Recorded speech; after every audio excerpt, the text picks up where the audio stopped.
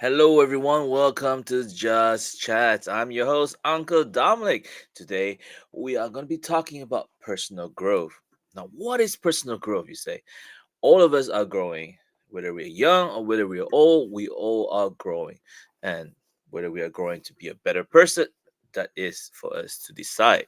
And so, personal growth is how we can improve ourselves and make us to be a better person. Now, you are going to say probably that I'm already perfect. I'm already great. What can I do to improve myself? Well, let me tell you, no matter where we are, no matter what we are right now, there's always a gap, a space for improvement to be better and to be happier. So today we are going to talk about personal growth.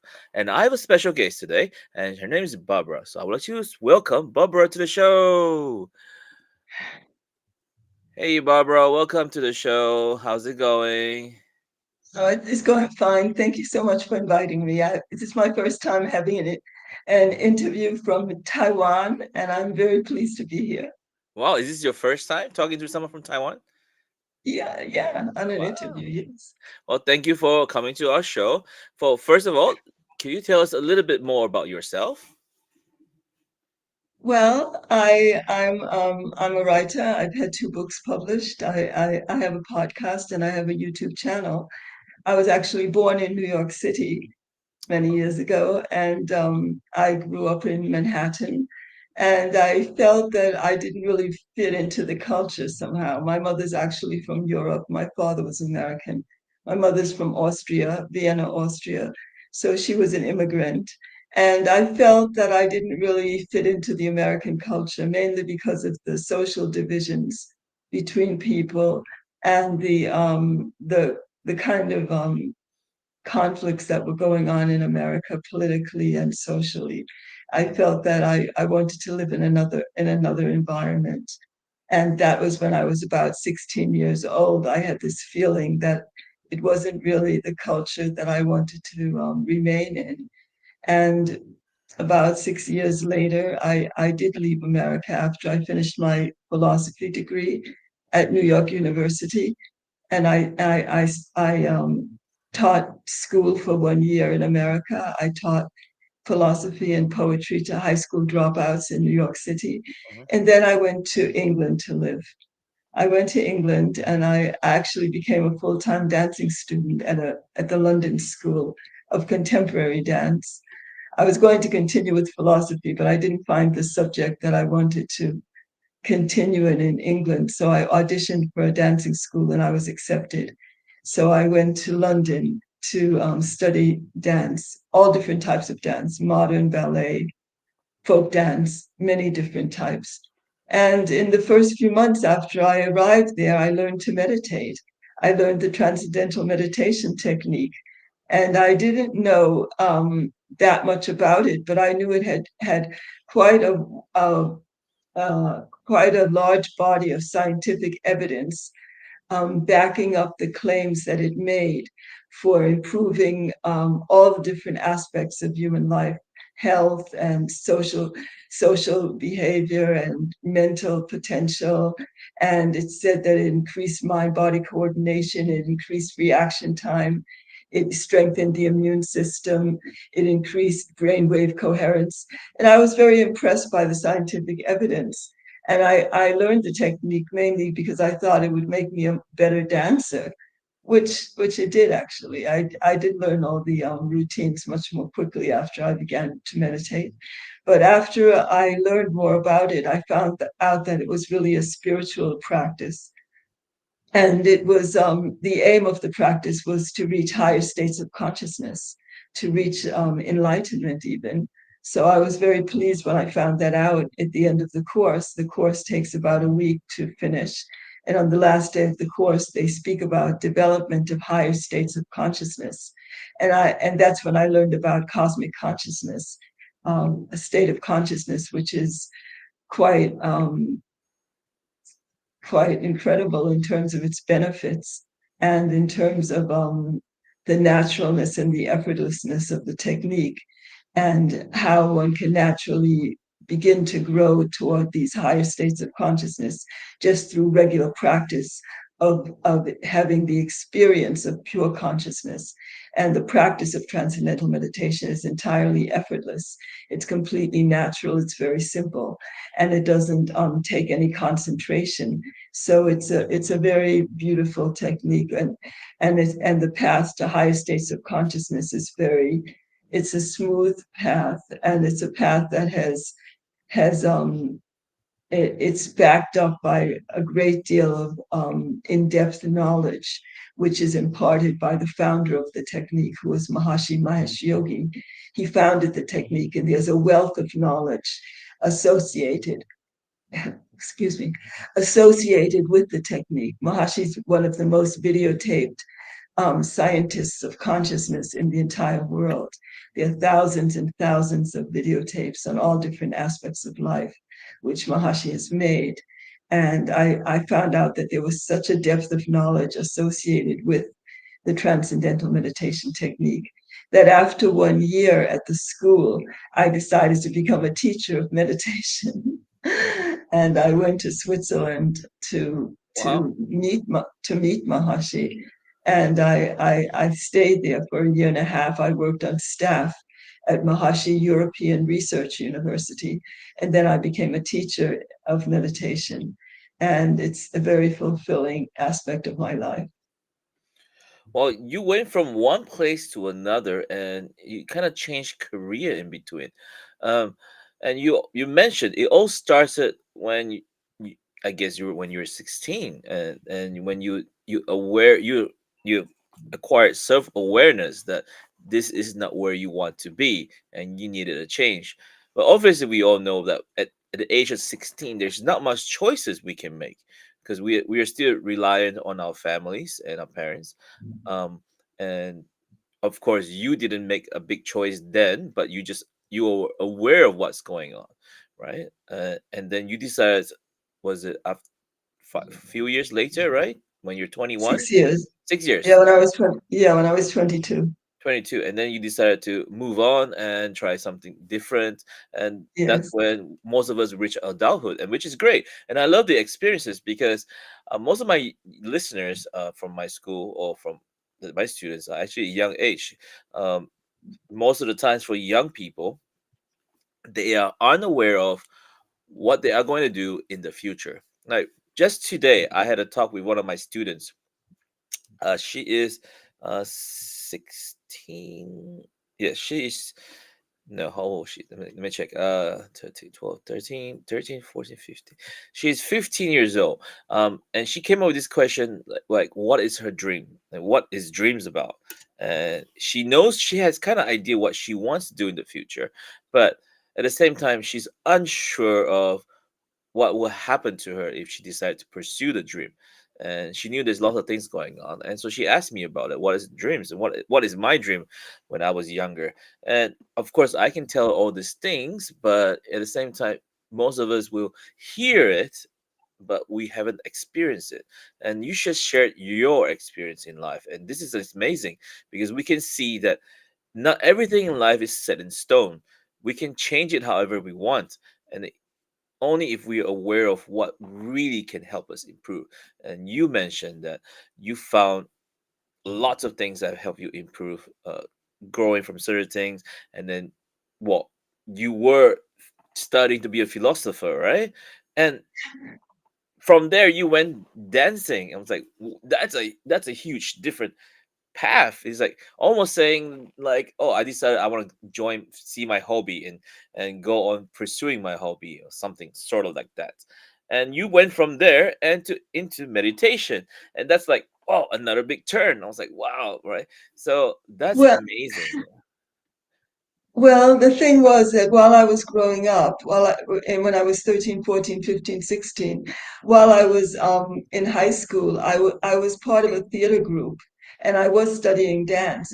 Everyone in my family basically studied dance, except for one of my sisters. We were all going to dancing school, and I studied dance even when I was in university, I was still in a dancing. I was in two dance groups in New York City. I did perform in two different dance groups, and I was studying ballet, I was studying modern dance, I was studying Caribbean dance, I was studying jazz dance. So I was studying this even when I was in high school. Okay. That was my extracurricular activity, and that's how I got to be accepted at the school because I had some background in dance. I was also in a theater company while I was growing up. When I was in my high school and beginning of my college years, I was in a theater group and I did perform a few plays. So that was my extracurricular activity. And then when I was the philosophy, I did study philosophy because it was concerned with the eternal questions about life. Why am I here? What is the purpose of life? What is the reality behind the phenomenal universe, behind what we see? Why does suffering exist in the world? What can we do to alleviate it? So I was asking myself those questions, and I actually chose to study philosophy because it gave me a chance to dwell on these things which were important to me and to write about them because I was writing as well. I was writing poetry and short stories. Even when I was in elementary school, I wrote children's stories. So I was writing from a very young age, and I was asking myself the questions, and I was very much self-referral. I did have a strong feeling, an intuitive feeling about my life, and I did always follow my inner voice. I followed my intuition. And my mother encouraged me in this way. She knew that I wasn't happy in America. I was the only one in the family who had these feelings. But my mother said maybe you would be happier in Europe. So she didn't try to dissuade me from what I was feeling. She recognized the feeling, and she just said maybe you might feel happier there. So the thing was, it was all intertwined. It was all interwoven in the fabric of my life. And the fact that I became a teacher of transcendental meditation, it was like an answer to my spiritual quest, to the questions I was asking. I did meet Maharshi once in London when he did come. I'd only been meditating 4 months, and he came to the Royal Albert Hall to speak. And I had learned meditation in October, and Maharshi came in February. And I had become good friends with the teacher who taught me to meditate. And we went to the lecture at Royal Albert Hall. And then my teacher took me upstairs to Maharshi's room, and there were only like maybe 40 or 50 people in the room, I saw Maharshi at a close range. You know, it was my first time in front of a great spiritual master. And when I got up to leave, Maharshi looked straight at me, and I felt like I was totally transparent. For the first time in my life, I felt, oh, someone has really seen me, and not just the physical outward form, but they've seen everything about me. I felt he knew me completely in that first glance, and I was extremely happy about this experience. I never forgot it, and it was something that made a very deep impression on me. And I felt he knows everything about me in that glance.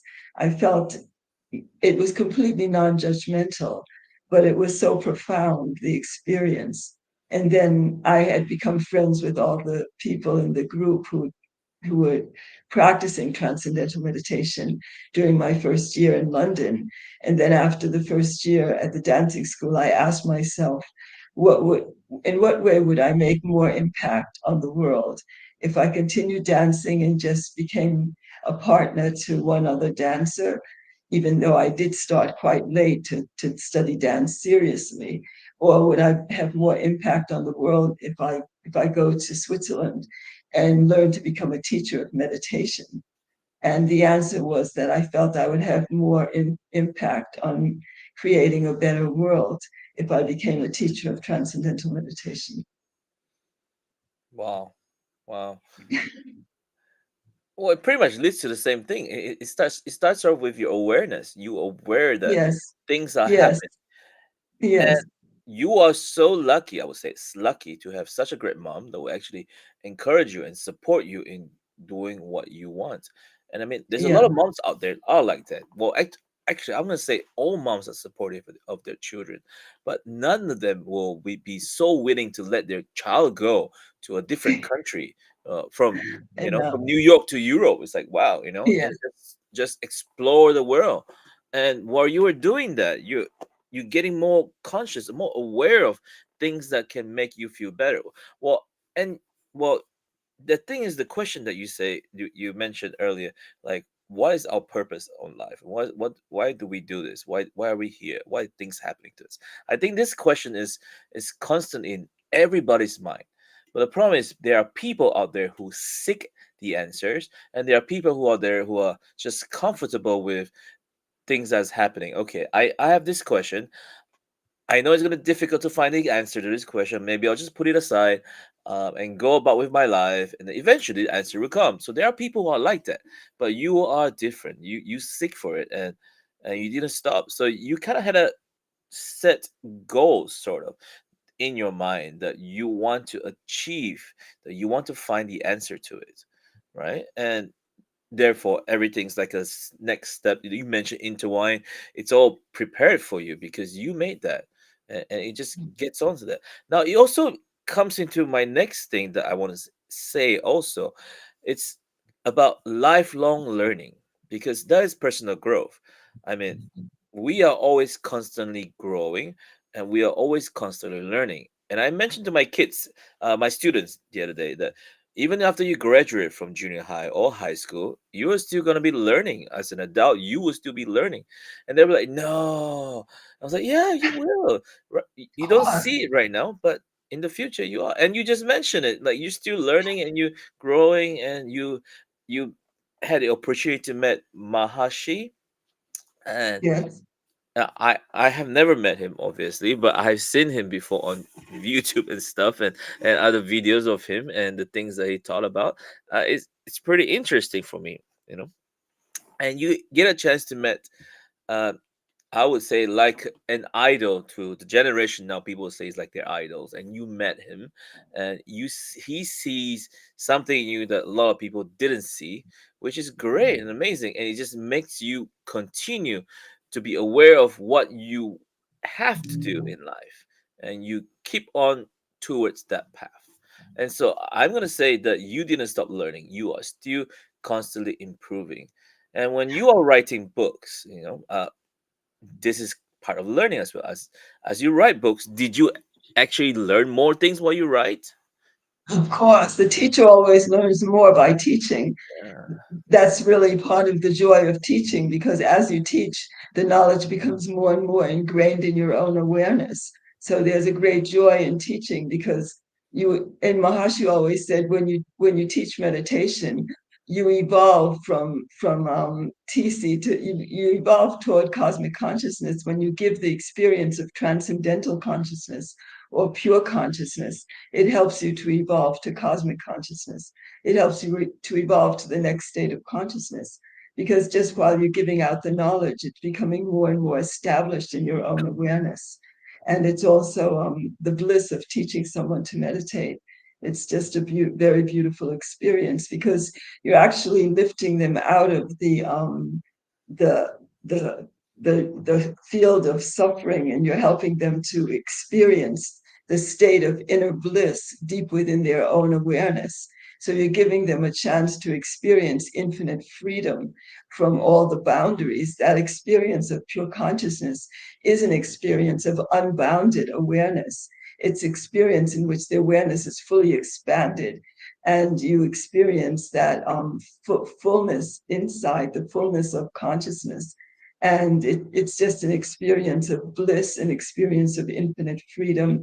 It's experience of inner peace. It's an experience of infinite creativity. It's the source of creativity deep within the mind.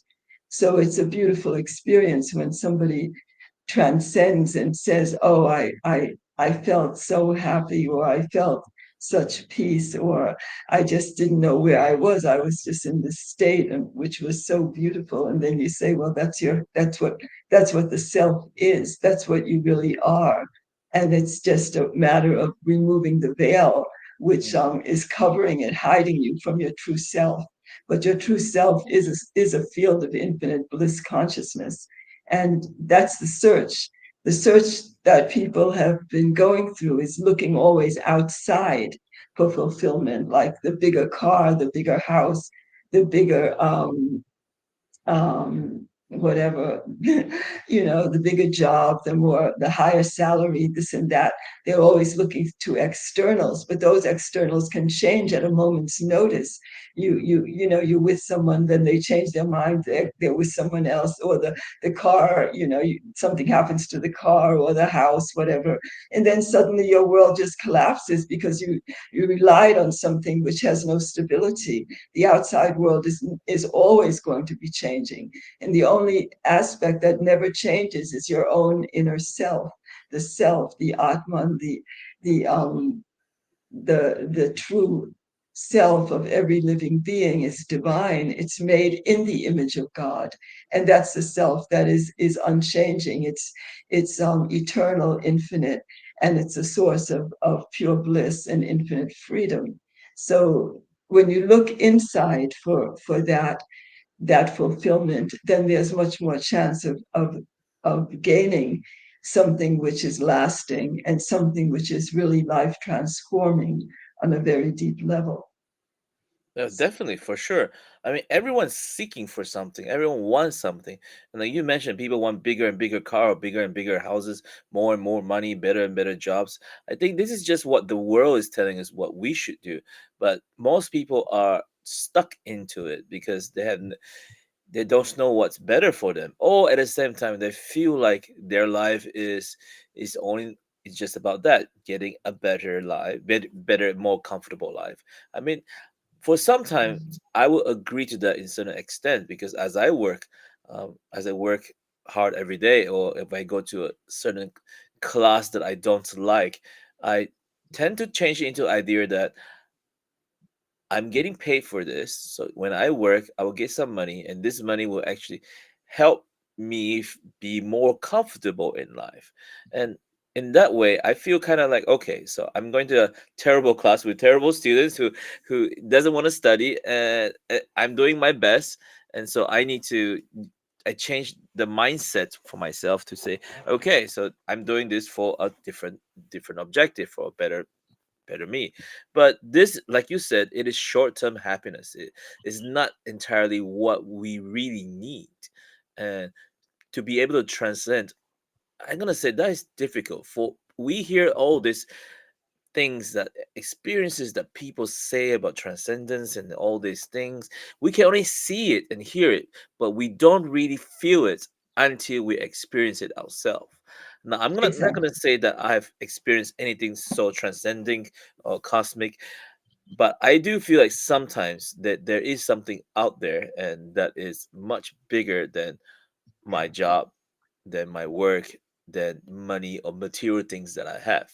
And people will say that is God, people will say that is a greater things or many other things, different things. But in reality, if we seek towards it and end towards it, we get something better in the future. And I think that's what I've been trying to do for the past couple years. Um, Many I became self-aware that I need to improve my mental health.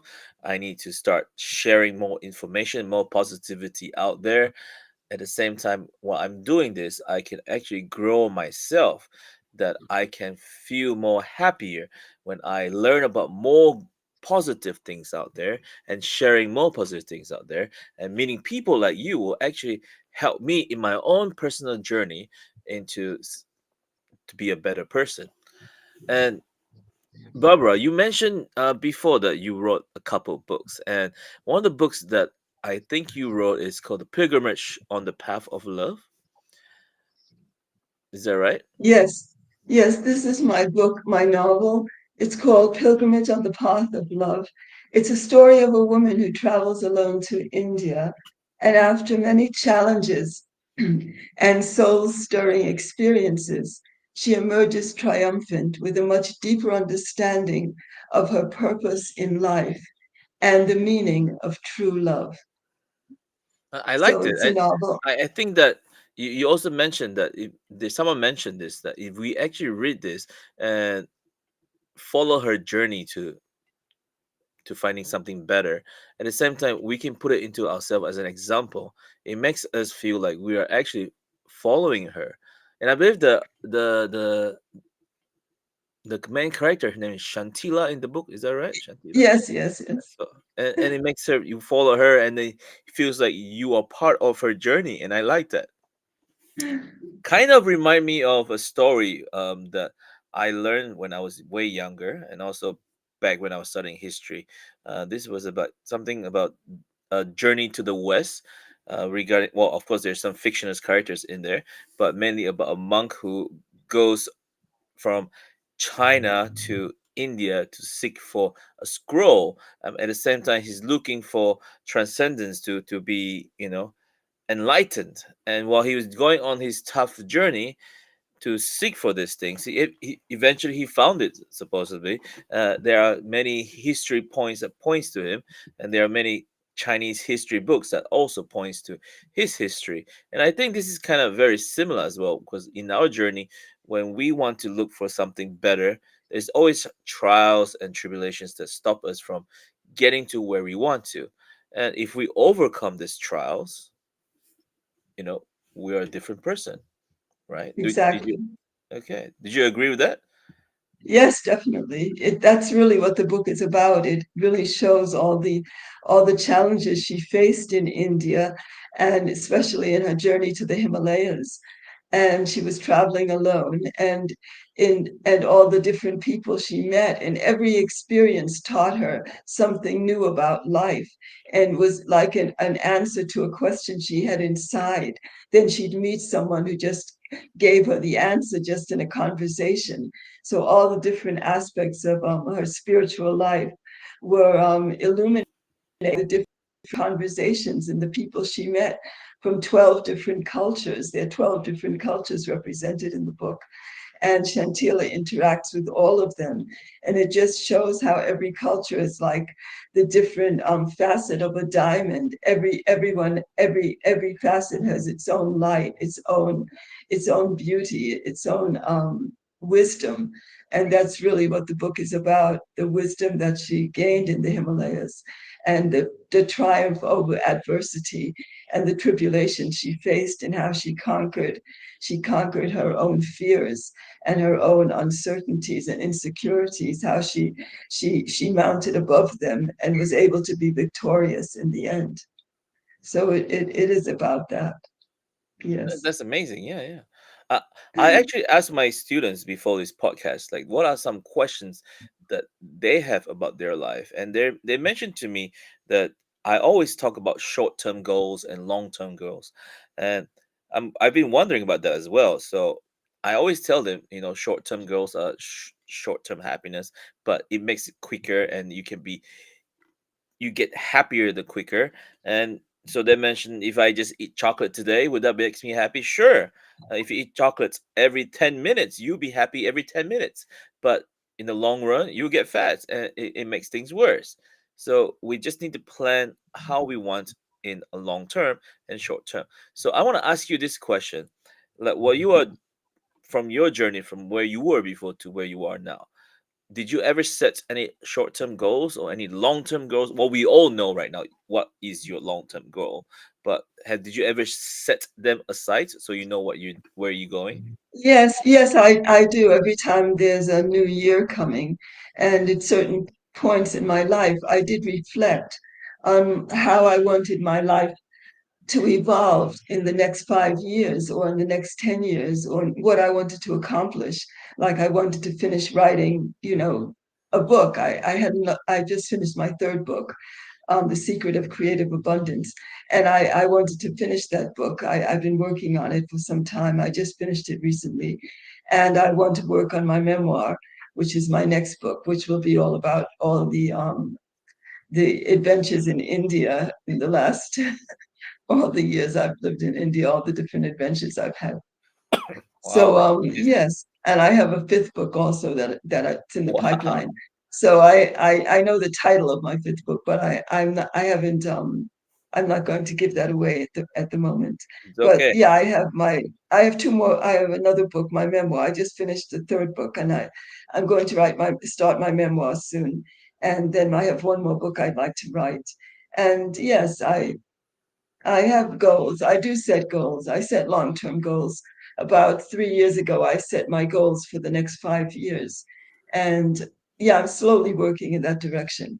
But the one thing is, I don't put the monetary aspect as primary in my life. And that's probably why I'm in this situation where I live a very, very simple life, but I haven't put that as the highest priority in terms of what I do in my life. I've never put the material aspect as the primary reason for doing anything. The primary reason for me to do something is if it has meaning to me in my life, and if it brings me happiness, and if it's something which I feel I can contribute to society through that particular avenue. So those are my main criteria. And I haven't put the idea that, let's say, if I'm not making any money through my podcast or my YouTube at present, that doesn't mean I'm going to just give it up. I still enjoy it. People have asked me to continue it and that they really enjoy it. And unless I feel that it's not making any impact anymore, then maybe I'll consider not doing it. But at the moment, I'm doing it, but not for any monetary gain. So What you are actually doing that's is you're leaving behind a legacy. You're leaving behind uh, breadcrumbs for people who are seeking, these questions in their life eventually. Like they will find it eventually, and you are going to be there when they find it. So I really like that. It's not, well, it's really not about money at all. Well, people say yes, they do things for money, and they do this podcast stuff for money. Of course, people want it. Of course, people want money. I want money as well. I mean, it will help out with a lot of things, makes things more comfortable in life. But like you said, what is more important for you, and what makes you, if you feel important doing this, and that's all it is, as I teach my students in school, like I did mention, I'm an educator as well. I teach my students in school a lot of things. Like recently, I've been teaching them how to do mandala art drawing. Um, they asked, "Teacher, this is so repetitive. Why do I have to keep doing, going circles and circles and circles and do the same pattern?" I was like, "Well, we're learning about patience. Let's see how patient you are." I can see some of the kids like, oh, they just draw really fast, and they'll come to me, teacher, I'm done. I'm like, you need to put more effort in. Try go back and try doing a little bit more circles, and then they go back again, and then start doing. And I can see some students who are like actually taking their time, working on small, tiny details in their art, and that's it. There's a lot of things in life that we can put in. We can learn something from it. It doesn't mean anything that we do is useless. It means everything we do in life, no matter how big or small, there is a certain purpose in it. Uh, if we can find out the purpose of the things that we do, we can grow from it. We can learn from it. Like you did a podcast, people will learn lots of things from it. I actually listened to a couple of it. And one of the things that I want to mention to your podcast was the one that you just had recently, which is you entitled is loneliness. So everyone out there, listeners out there, um, Barbara has a podcast called Essence of Life. So do check it out. It is on Buzzsprout. I actually have a podcast there as well, but I haven't been using it. So I've been doing this video podcast more than audio. But yes, so she has a podcast on the Buzzsprout. Please check it out. It's called Essence of Life, and she talks about different kinds of topics, and they're kind of soul engaging, I would say. And you can actually learn a lot from her, the things that she talks about. And the most recent one, her topic is loneliness. Now, I had this question from my student as well, and we talked about it. And she asked me, in life, teacher, have you ever been lonely? Like she asked me, have I ever been lonely? And I think about it, and I said, yeah, of course. I think everyone has been lonely before. So I want to ask the same questions to you because you have journeyed a lot of places. You have done a lot of things. Have you ever felt lonely? of course everyone's felt lonely. Everyone's felt lonely. I live in India. I have no family members here, no contact really with anyone in my family. And I've lived here for so many years, and I've traveled so much in India. I've traveled on my own. I haven't traveled with anyone else, from the north to the south, everywhere. And of course, there have been moments in which I felt lonely. But these days, I don't really feel lonely because I have my work, and I feel that when I go for a walk every morning for about half an hour, just after sunrise, and I just feel I feel one with nature. I enjoy the trees, I enjoy the flowers, I enjoy the park. I enjoy, I say hello to some people who also go for walks every single morning between 6:30 and 7. I meet them on my walk. And I just feel like everyone is part of my family. Some people are closer, some people are not so close. But in India, people are very, very friendly. And you can say hello to someone. They don't look at you like you're crazy or something. They just say hello.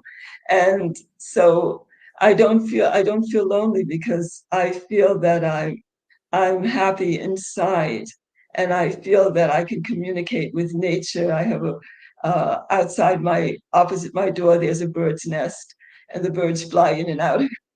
So Mm, I communicate with nature, and I communicate with the people I meet, even though they're not that very close friends, but they're just people that I say hello to, and that I know, the vegetable man and the man that I get my organic groceries sometimes from him, and we're good friends. And I don't feel lonely anymore these days. I used to in the past, but these days, I just feel more and more self sufficient from inside, and I don't need anything from the outside. I could be a bit more comfortable in various aspects of my life, but I think that will come in time. I don't focus on what I don't have. I just focus on what I'm meant to do. And I'm grateful for the life that God has given me, and that I've been allowed to live in India all these years in a culture which is deeply spiritual, and in a culture that really resonates with my inner being. And I'm in the process of getting citizenship as well. So everything's worked out really beautifully, actually. it also reminds Yeah. me of a quote from Rumi. Do you know Rumi, right? And so Yes, he of course. says, I think he said, was it something about don't feel lonely. You wouldn't do not feel lonely. Uh, the universe is something with you, so something inside you, or something like that. And so it kind of reminds me of that.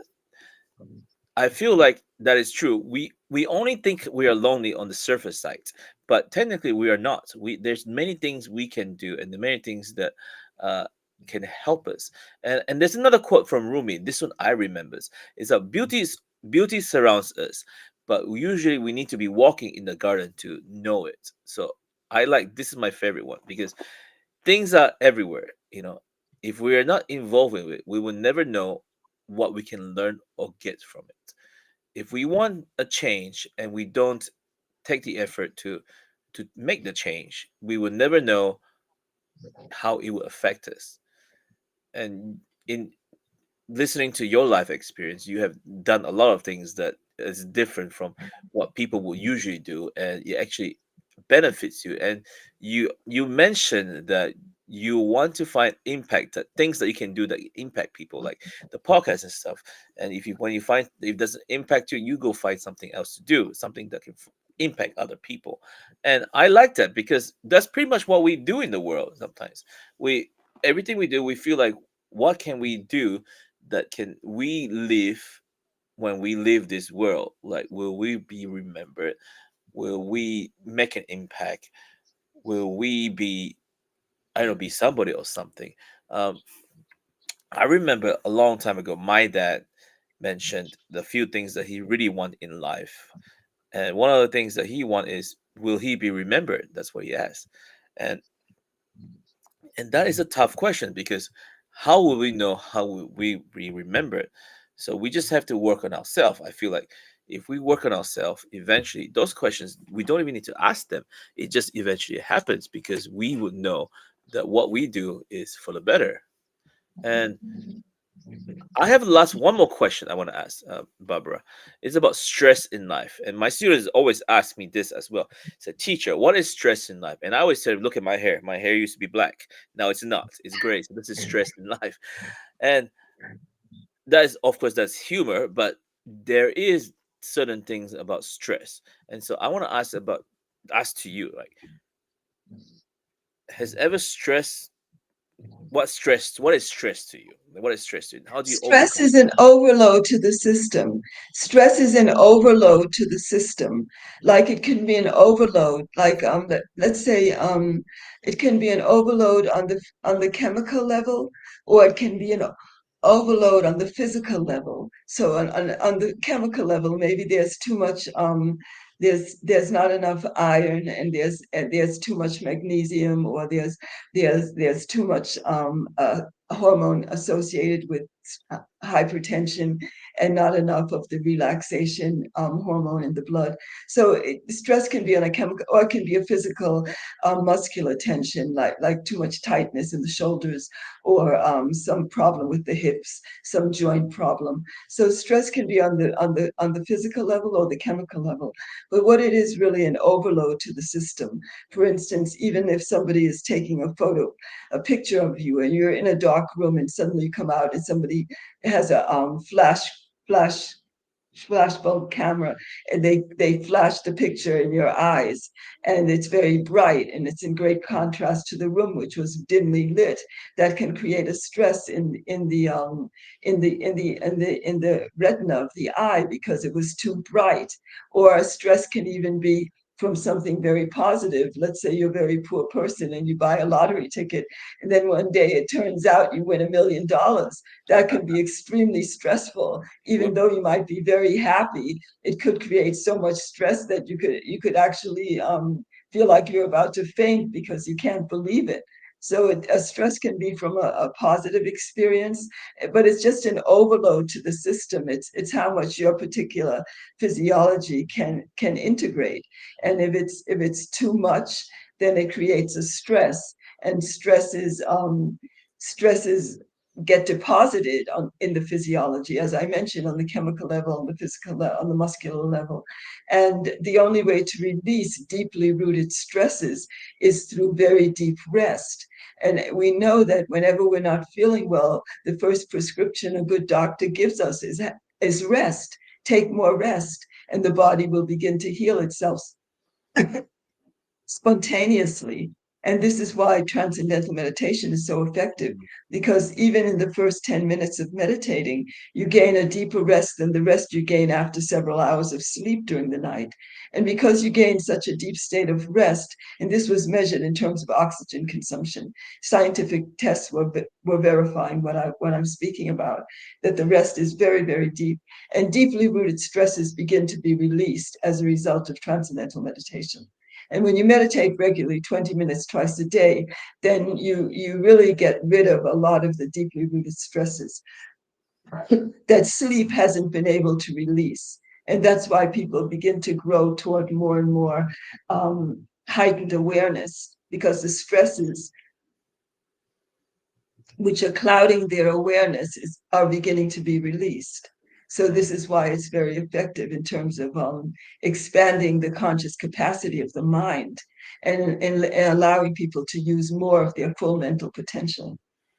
Thank you so much for your sharing your definition and how we can overcome stress. Thank you, Barbara, again for coming to the show and sharing your knowledge and your vision. I want to clarify a lot of things, summarize all the things to my viewers out there and to listeners.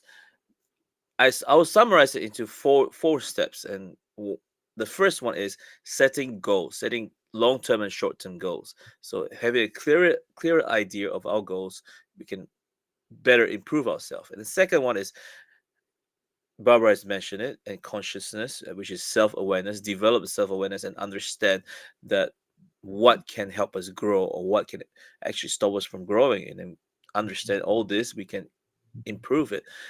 And understand that no matter what, we're still learning. So this embracing lifelong learning. So it's there.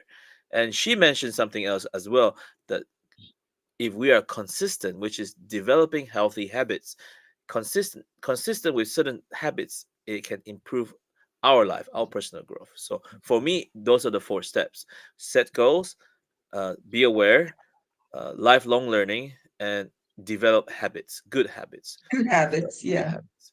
So my question to you now, Barbara, is there any message or any tips you want to share with our audience out there so that they can improve their personal growth?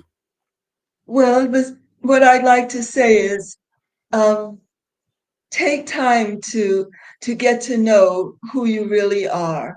Take time to explore your inner self. This is Consciousness is really the basis of our lives. The ability to be aware, the ability to be conscious. Consciousness is the foundation of our lives. Without consciousness, we wouldn't even be able to think, we wouldn't be able to plan, we wouldn't be able to see, we wouldn't be able to feel, we wouldn't be able to experience anything. So the basis of thinking is really consciousness. The more consciousness is lively, the more our thinking will be more focused, more alert, more broad, more powerful. So consciousness is the basis of thinking.